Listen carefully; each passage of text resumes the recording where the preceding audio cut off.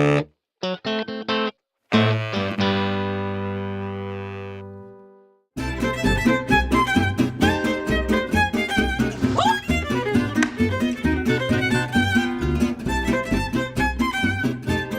Millie Upton's on a cleanse, so she hasn't eaten anything yummy in a while. Cruel twist of fate, she finds herself in amongst all kinds of delicious goodness. Hot dogs and ice cream.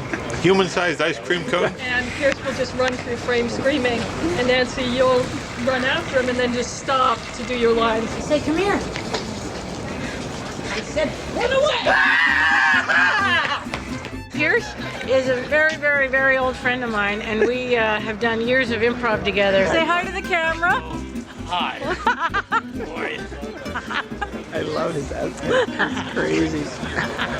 Millie's going through a little bit of a withdrawal, and she wants to satisfy herself on my sprinkles. You can hardly blame her. He does look delicious. I might take a chomp out of him later myself. Once we get all the footage we need. Take 4, Mark. Stay away from me, hellspawn! Oh, sorry. Excuse me. What's for you?